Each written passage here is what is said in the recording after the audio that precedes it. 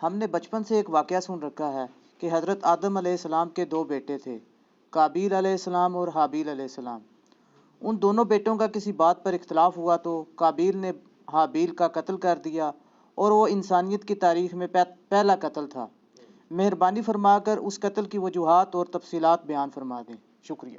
دیکھیں جی، یہ لوگوں کے لیے بڑا انٹرسٹنگ واقعہ ہے، اور یہ وہ واقعہ ہے جو کہ کامن ہے بنی اسرائیل اور مسلمانوں کے درمیان، قابیل اور حابیل کا واقعہ۔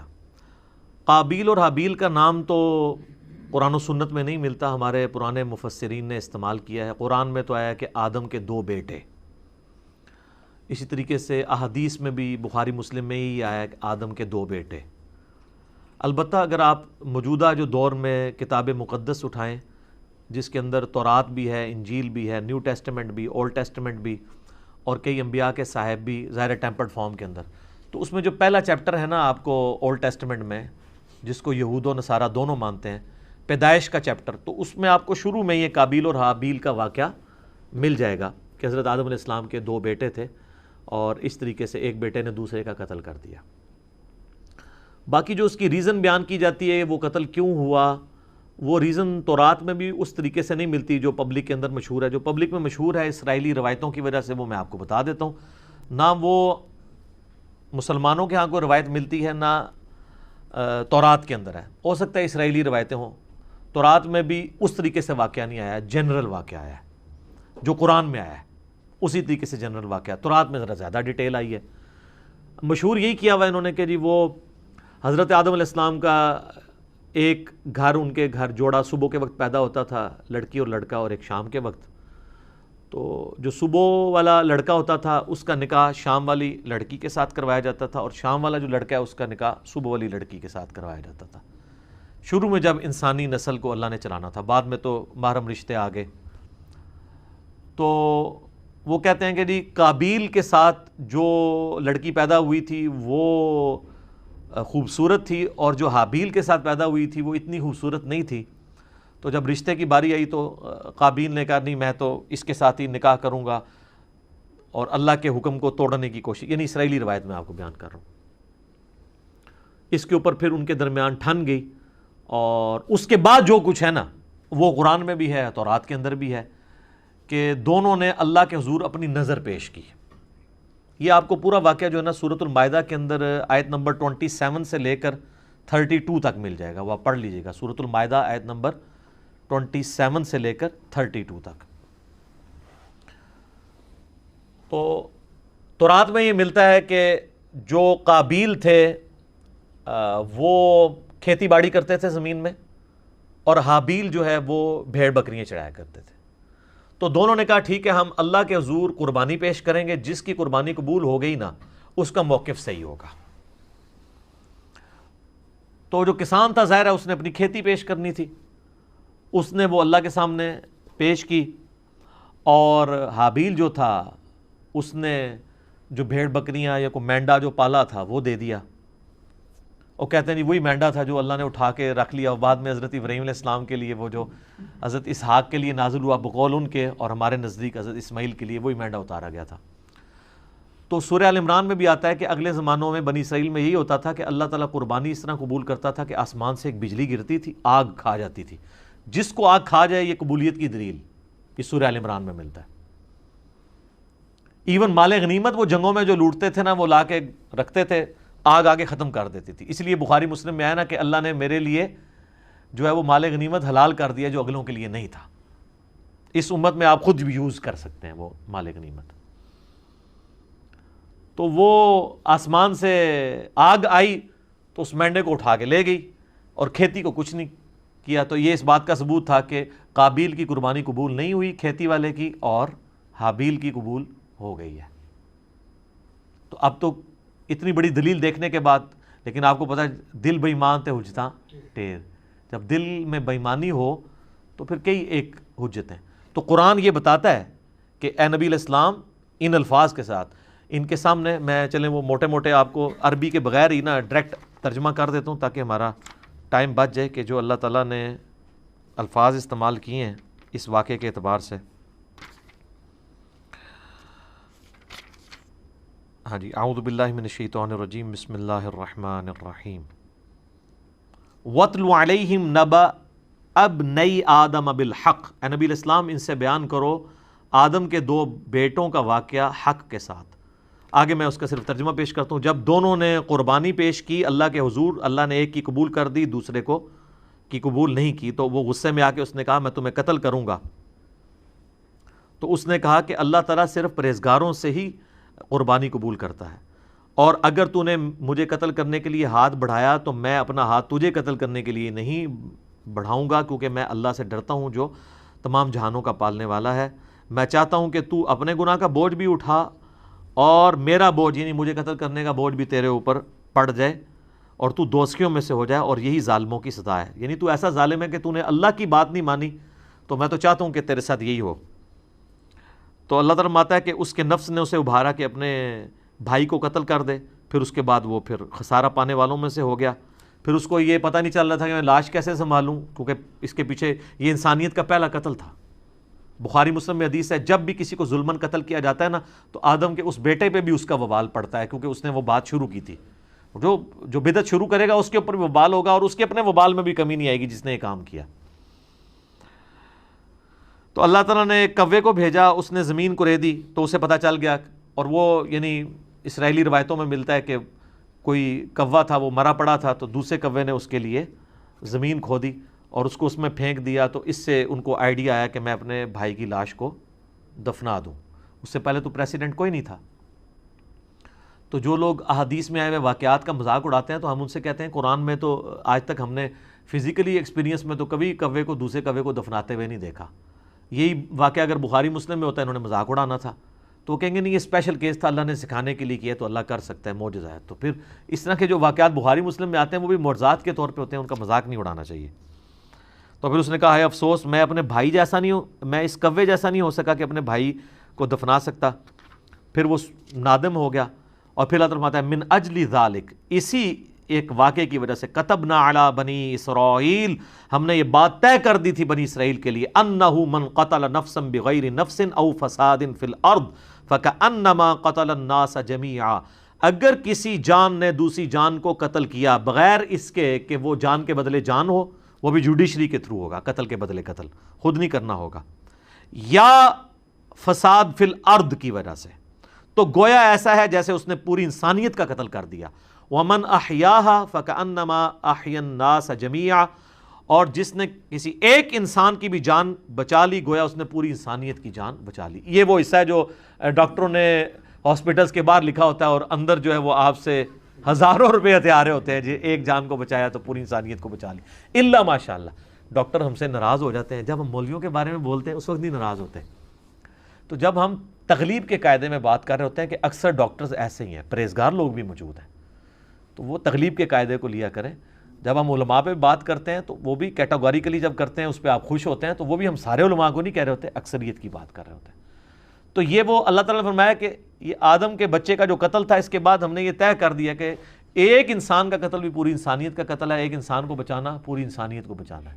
تو یہ وہ واقعہ تھا قابیل اور حابیل کا، اور اکثر لوگوں کو یہ یاد نہیں رہتا ہے یہ قاتل کون تھا، قابیل تھا یا حابیل تھا۔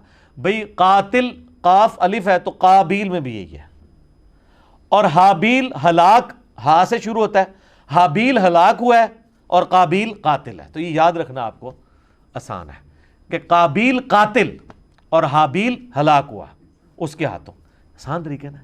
یہ ایک مدنی ٹوٹکا آپ کو بتا دیا یاد کرنا۔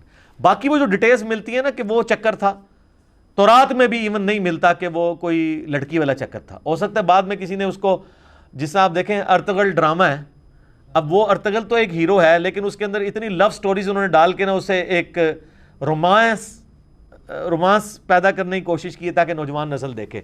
تو یہ میرا خیال کسی نے قابیل حابیل میں بھی نا رومانس پیدا کرنے کی کوشش کی ہے۔ اس کے پیچھے ہمارے پاس دلیل کوئی نہیں ہے کہ واقعی اس وجہ سے ہوا ہے یا کوئی اور ریزن تھی، کسی اور وجہ سے تھا، یا ان کی ویسے آپس میں ٹھن گئی کہ ہم قربانی پیش کرتے ہیں، دیکھتے ہیں اللہ کے حضور کون پرہیزگار ہے۔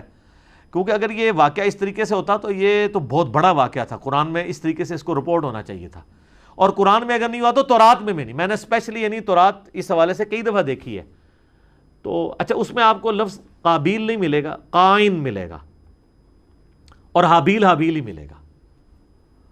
تو بعض اوقات جیسے اب مکہ کی پروننسیشن بکہ بھی ہے تو ایک لفظ کی 2-3 پروننسیشن بھی ہوتی ہیں, ہو سکتا ہے وہ والی پروننسیشن بھی ملتی ہو, لیکن تورات کے اندر شروع میں چیپٹر ہے پیدائش, اس کے بھی تورات کھولتے ہی 3-4 صفحے پہ آپ کو یہ واقعہ ملے گا, اس میں بھی صرف قربانی کا ذکر ہے کہ دونوں نے کہا ہم قربانی کرتے ہیں تو دیکھتے ہیں کسی قبول ہو.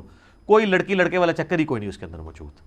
تو یہ کسی نے بنی اسرائیل میں عادت تھی نا یہ رنگ بھرنے والی, تو انہوں نے رنگ بھر دیا ہوگا اور وہ اسی طریقے سے پبلک میں یہ نہیں جاری ہے. پھر لیکن لوگ پوچھتے ہیں کہ اگر ایسا نہیں ہوا تو پھر یہ نسل انسانی شروع میں چلی کیسے ہے؟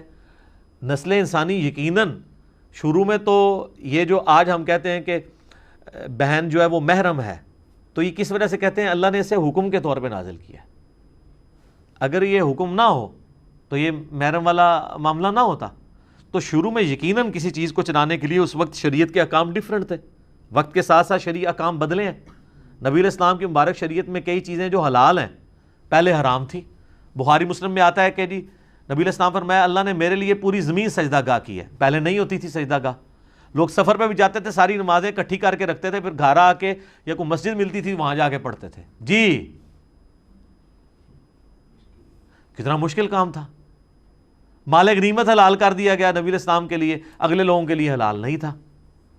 تو شریعت میں احکامات اس زمانے میں یہ چیز ہوگی کہ جو حضرت آدم علیہ السلام کی جو اولاد پیدا ہوئی ہے, اور باقی یہ کہنا کہ صبح پیدا ہوتی تھی شام تک جوان ہو جاتی تھی, اس کی کوئی دلیل نہیں ملتی.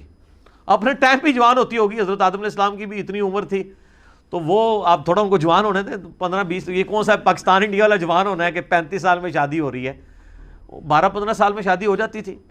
تو 12-15 سال کے اندر وہ اس طریقے سے شروع میں اللہ تعالیٰ نے اس سلسلے کو اس طریقے سے چلایا ہوگا. خود یعنی قرآن پاک میں اللہ تعالیٰ ماتا ہے کہ ہم نے سورہ نساء کے اندر کہ ہم نے ایک جان سے سب کو پیدا کیا, اس سے اس کا جوڑا بنایا. اور بخاری مسلم میں آتا ہے کہ اما حوا جو ہے وہ سیدنا آدم علیہ السلام کی پسلی سے پیدا ہوئی, قرآن میں بھی اشارتاً موجود ہے. اور یہ سیم چیز جو ہے تورات میں بھی آپ کو پیدائش چیپٹر میں ملے گی کہ حضرت آدم سے حوا نکلی ہیں. تو یہ بھی تو ہوا ہے نا, ان میں سے نکلی ہیں تو وہ بیوی بھی بن گئی. تو ایک اسپیشل کیس تھا. یہ اکثر لوگ پوچھتے ہیں نہیں شروع جو کام کس طرح چلیا سی, وہ پائی کیویں بھی چلیا سی, تسی دیکھو ہن کام کیں چلانا ہے, اسے چل گیا. تو ظاہر شروع میں اسی طریقے سے اور تو کوئی آپشن نظر نہیں آتا کہ چلا ہوگا. تو باقی وہ یہ کہ صبح ہوتی تھی شام کو تک جوان ہو جاتی تھی, پھر کراس کروایا جاتا تھا, اس کی کوئی دلیل نہیں ملتی. ہاں اسرائیلی روایتیں یہ کہتی ہیں, اور ایون ابن کثیر نے بھی, ابن جریر طبری نے بھی, ہمارے اہل سنت کے جو بڑے ائمہ ہیں انہوں نے بھی یہ نقل کیا کہ, لیکن ساتھ انہوں نے بھی کہا کہ یہ ہماری اسیسمنٹ ہے, ہم اس کو وثوق سے نہیں کہہ سکتے کیونکہ نبی علیہ السلام نے اس کی ڈیٹیلز بیان نہیں کی ہے یہ کیسے ہوا ہوگا. بہرحال الٹیمیٹلی یہ ایک بندے نے دوسرے کا قتل کر دیا, اس کے اگینسٹ اللہ نے یہ قانون نازل کر دیا کہ ایک انسان کا قتل پوری انسانیت کا قتل ہے, ایک مسلمان نہیں انسان, اور ایک انسان کی جان بچانا پوری انسانیت کی جان بچانا ہے. اصل میں یہ ہے میسج. آدم کے 2 بچوں کے قتل میں جو میسج ہے وہ یہ ہے کہ قتل ناحق اللہ کو ناپسند ہے. بخاری اور مسلم دونوں میں حدیث ہے قیامت والے دن سب سے پہلے قتل کے مقدمے کا فیصلہ ہوگا. ابو داؤد ترمذی میں حدیث ہے, نبی علیہ السلام نے فرمایا قیامت والے دن مقتول اپنے قاتل کو پیشانی کے بالوں سے گھسیٹتا ہوا اس حال میں کہ اس کی رگوں سے خون بہہ رہا ہوگا, اللہ کے عرش کے پاس پہنچ جائے گا اور کہے گا اللہ مجھے انصاف دلا, اس نے مجھے دنیا میں قتل کیوں کیا تھا. اور سنن نسائی میں آگے اس صحابی کے الفاظ ہیں, اے حکمرانوں قتل پہ معاونت نہ کرو کسی کی, قتل ناحق اتنی بڑی چیز ہے. اور قتل حق بھی جوڈیشری نے کرنا ہے, یہ نہیں ہے کہ میرے باپ کا قاتل میرے سامنے آیا تو میں گولی مار دوں, نہیں, جوڈیشری میں پروف ہوگا, تو نہیں ہوگا تو آخرت میں بدلہ ملے گا. آخرت کا تو بدلہ بہت بڑا ہے, وہ تو آپ سوچ بھی نہیں سکتے. سورہ نساء میں اگر کسی مومن کو کسی نے جان بوجھ کے قتل کیا تو اس کی سزا ہمیشہ کی جہنم ہے جناب, ہمیشہ کی جہنم. ابو داؤد میں حدیث ہے کہ اللہ تعالیٰ یا تو شرک معاف نہیں کرے گا یا کسی مؤمن کا قتل ناحق معاف نہیں کرے گا. صحیح بخاری میں حدیث ہے کہ جنت کی خوشبو 40 سال سے سونگھی جا سکتی ہے, لیکن جس نے کسی ذمی کافر کو بھی قتل کیا جو مسلمان حکومت میں ٹیکس دے کر رہ رہا تھا, ہے کافر تھا, اس کو ناحق قتل کر دیا تو وہ مسلمان بھی جنت کی خوشبو نہیں پائے گا حالانکہ 40 سال سے آ رہی ہوگی. جی اسی لیے قتل کے مقدمے کی پیروی کا بھی کہا گیا ہے. سورہ البقرہ میں ہے وَلَكُمْ فِي الْقِصَاصِ حَيَاتٌ يَا أُولِي الْأَلْبَابِ.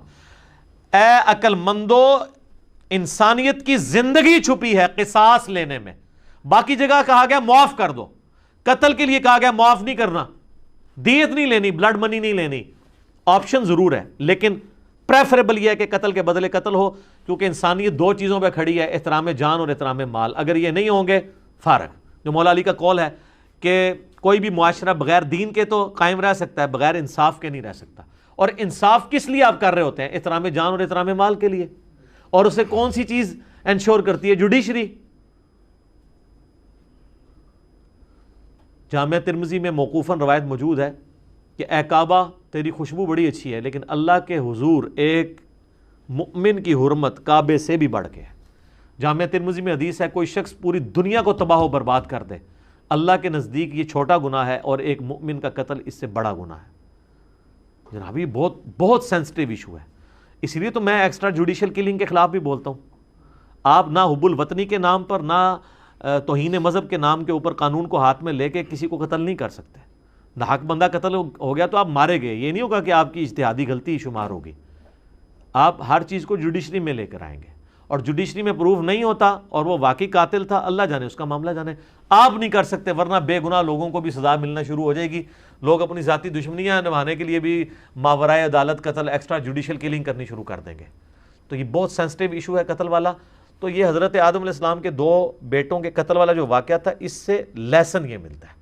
میں اپنی گفتگو کو اس حوالے سے کنکلوڈ کروں گا اسی حدیث پہ جو بخاری اور مسلم دونوں میں ہے کہ نبی علیہ السلام نے فرمایا دنیا میں جب بھی کسی انسان کو ظلماً قتل کیا جاتا ہے تو اس کا گناہ کا بوجھ آدم کے اس بیٹے کے اوپر بھی پڑتا ہے جس نے سب سے پہلے انسانیت میں قتل کیا تھا. اور اس پہ تو پڑتا ہی ہے. اور اس کو سپورٹیو وہ بھی حدیث ہے صحیح مسلم کی کہ جس نے اسلام میں اچھا طریقہ جاری کیا، جتنے لوگ عمل کریں گے اس کا ثواب اسے ملے گا اور ان کے اپنے ثواب میں بھی کمی نہیں آئے گی. اور جس نے اسلام میں برا طریقہ جاری کیا، جتنے لوگ اس کے اوپر عمل کریں گے اس کا وبال بھی اس پہ ہوگا اور وہ عمل کرنے والوں کے وبال میں بھی کمی نہیں ہوگی. یہ اسلام میں اچھی بدعت اور بری بدعت نہیں ہے، طریقہ. جیسے یہ ہم ویڈیو بنا رہے ہیں یہ طریقہ ہے، احادیث ریٹن فارم میں ائمہ لے کر آئے یہ طریقہ ہے، الیکٹرانک کاؤنٹر یہ طریقہ ہے، جہاز پہ اونٹ کی بجائے جہاز کے اوپر سفر کرنا حج کے لیے اونٹ کی بجائے یہ طریقہ ہے. یہ سب طریقے ہیں، اس سے اصل دین نہیں بدلا. یہ نہیں ہوتا کہ جناب نیچے اس پنکھے کے اور اوپر اس قالین کے، منہ طرف اے سی شریف اور خانہ کعبہ شریف، اللہ اکبر. نہیں، یہ ساری چیزیں طریقے ہیں. دین وہی ہے، نمازیں وہی ہیں، طریقہ کار وہی ہے. باقی جو دین کو سپورٹیو طریقے ہیں نا، وہ جو بھی اسلام میں کرے گا اس کو ثواب ملے گا. تو یہ برا طریقہ اس نے جاری کیا تھا، قیامت تک قابیل کے اوپر اس کا وبال رہے گا. والعیاذ باللہ تعالی. اللہ تعالیٰ ہمیں اس گناہ سے محفوظ فرمائے. آمین ثم آمین.